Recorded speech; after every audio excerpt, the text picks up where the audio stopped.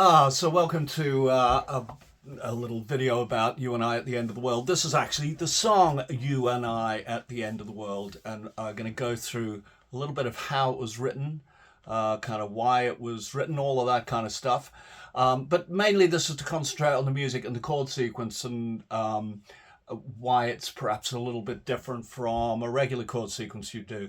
I'm going to start up with the chorus because this is what I started off with. In fact, I started off with At the End of the World. I thought, okay, good title, At the End of the World. And it was obviously we'd been doing the corgis at the end of the world.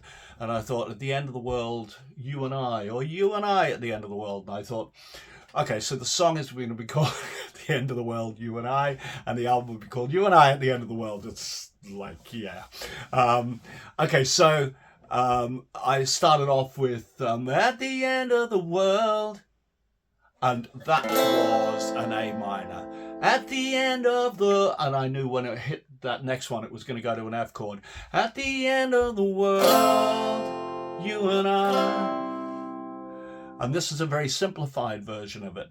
Can't seem to make a difference, whatever we try, between the fire and the abyss. Is there no better choice than this? And it more or less repeats. There's a little variation at the end that I'll show you, which is a slightly more interesting one. Okay, so that's a simplistic bit of it. But what I wanted it to do was, rather than at the end of the world, at the end of the world, I wanted that chord to be a bit softer than that, so it just knelt into it. So I'm actually using an F with an A bass. I'm actually using an F add 9 with an A bass. So you get this kind of effect. At the end of the world, you and I, and a C with a G bass, then back to an F. Seem to make a difference, whatever we try. That's an G7 sus or an F chord. I'm playing an F chord there with a G bass. Whatever we try, and then C with an E bass, between the fire and the abyss, straight A minor. Then we get to a B minor 7th flattened 5th, which turns back around to the A minor. Is there no better choice than this? At the end of the world, back to that one, you and I, who set our course based on a lie, though we had chosen the strength of a kiss. And here's where we temporarily change key to a B flat.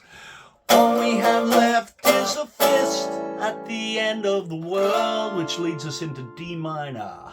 So we've now kind of changed key. We were in A minor, we've now changed to D minor. And that gives us an option to kind of do so. At the end of the world, at the end, here's a simplistic version. At the end of the world, at the end of the world.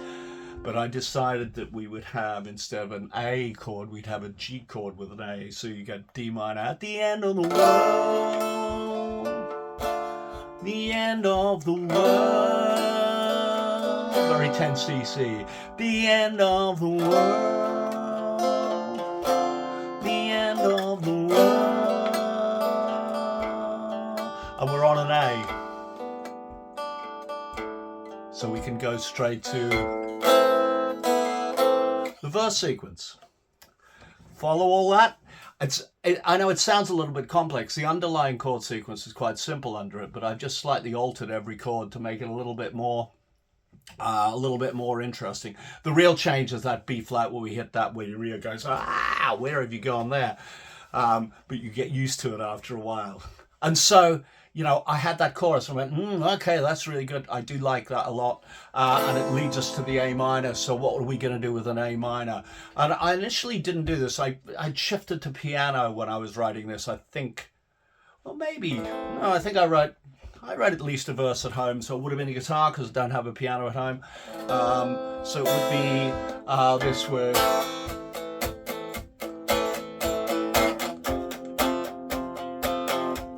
Same chords really, different order. At B minor, 7th flattened 5th, to E, leads to E, leads back to A. And I did.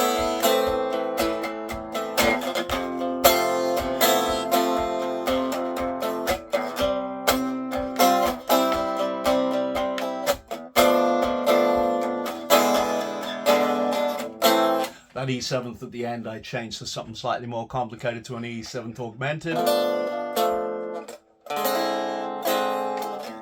And the tune actually does that as well. It goes so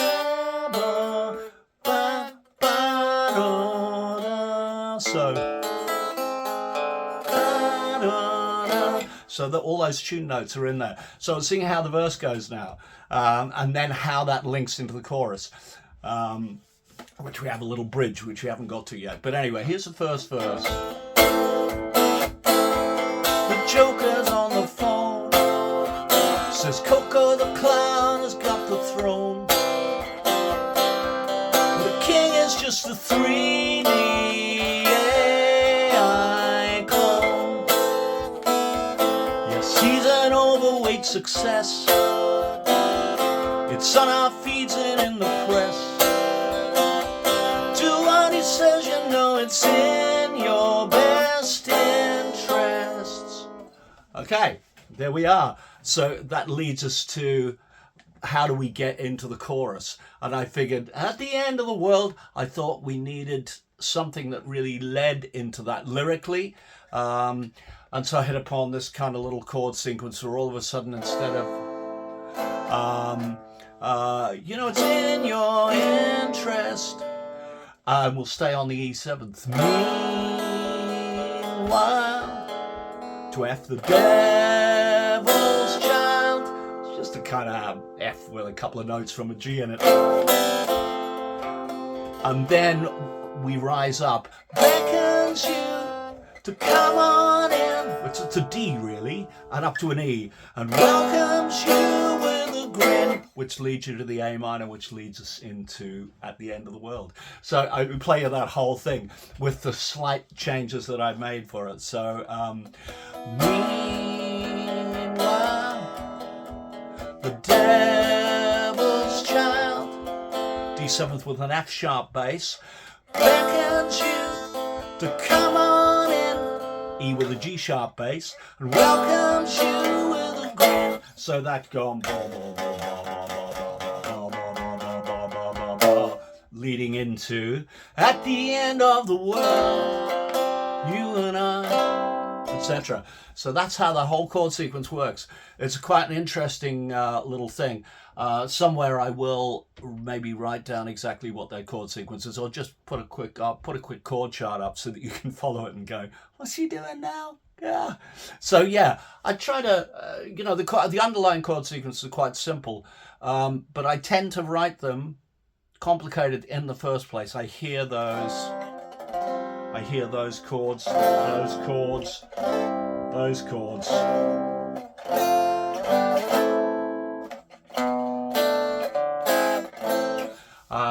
I hear them as I'm writing them, so I complicate them straight away without going to the simpler ones first. But you could just write simple chord sequence first and think, what can I do with each of those chords to make them slightly more interesting? And it just comes with a lot of experience. If you're always used to kind of thinking, let's have that one instead, you quickly, your ear starts to hear, oh, that would be nice in there, let's try that. You know, try an add 9, try a major 7th, try a 6/9, all of those little variations that, you know, as long as you're not killing your melody by doing that, then, you know, a lot of that times it makes it a little bit more interesting. So I'm going to play that whole verse into the bridge, into the chorus, and you can hear what it sounds like. Obviously on the song we have a big extended intro, which at the moment it is an extended intro. It might be even longer than that. We'll see. Anyway, here's how it goes.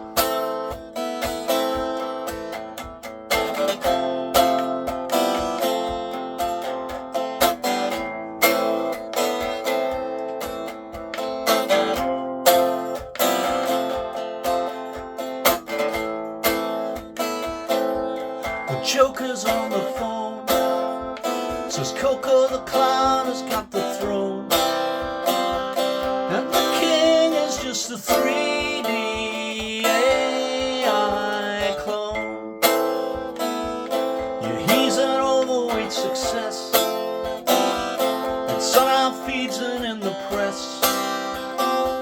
Do what he says, you know it's in your best interest.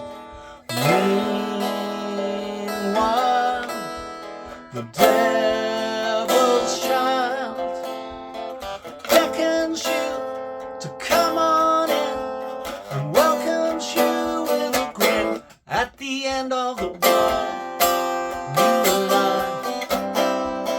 Can't seem to make a difference, whatever we try, between the fire and the abyss. Have we no better choice than this? At the end of the world, you and I, we set the course based on a lie, though we had chosen the strength of a kiss. All we have left is a fist at the end of the world. End of the world. At the end of the world. End of the world. So there, we could lead anywhere from there, couldn't we?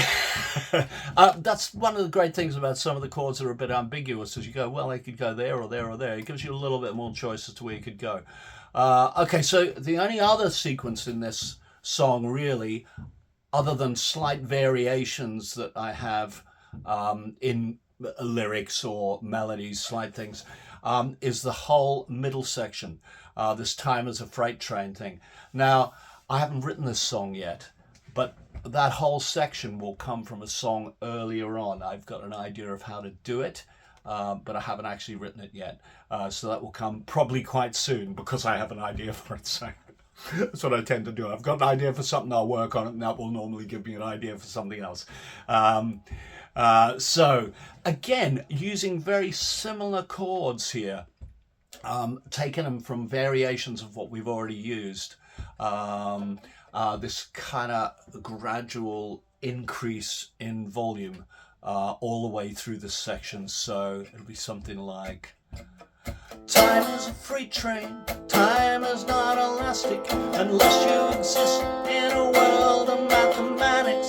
Time is your master, he's pulling the strings to show you the worth of material things.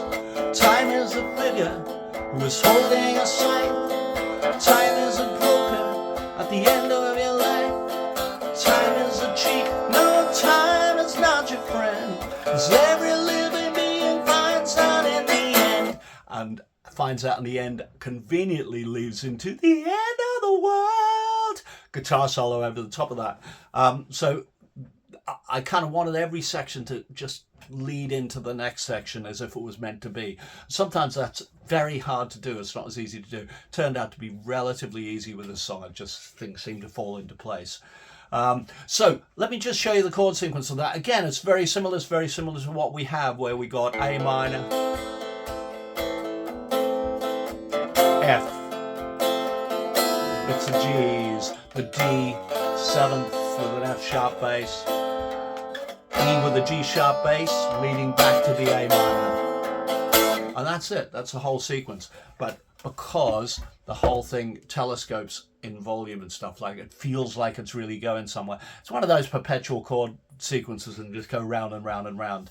I quite like them because they tend to stick in your head because there's no end. So your brain just keeps hearing them going again. So that's a kind of little trick that I've used many times. Things like beginnings, you know, the corgis beginnings.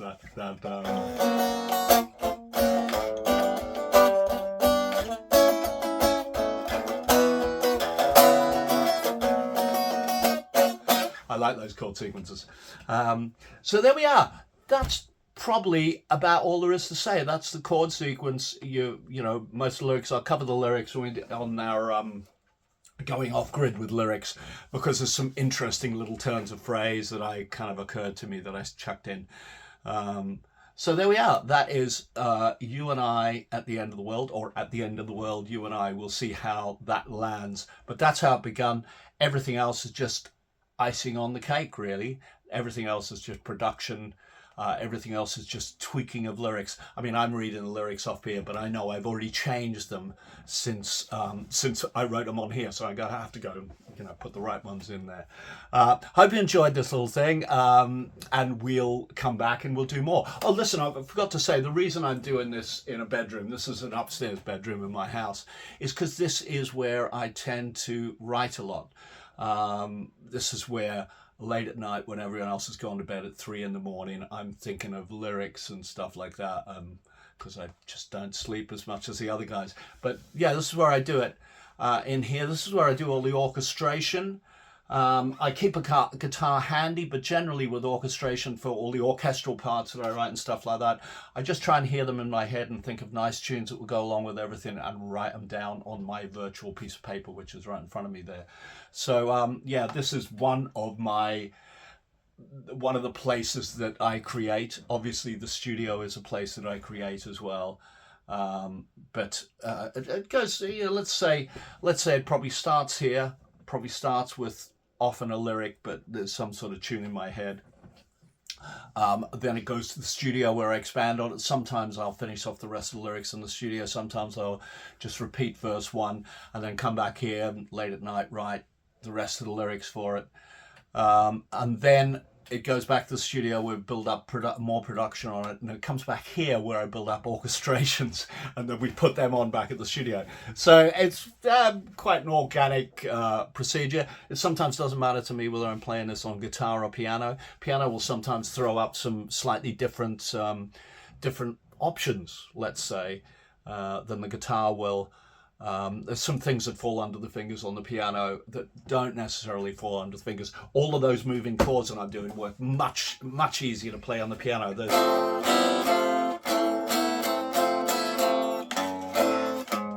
All of those are a bit of a nightmare on guitar, but much easier on piano. There we are. So I chop and change between them. Hope you enjoyed this. We'll be back for the next one, and don't forget to check out the other videos, the videos on production, and have a little look at the one on lyrics as well. And there might even be others. Oh yeah, I was going to take to pieces the guitar solo at some point. I'll do that in the studio. Have a good day, everyone. Bye.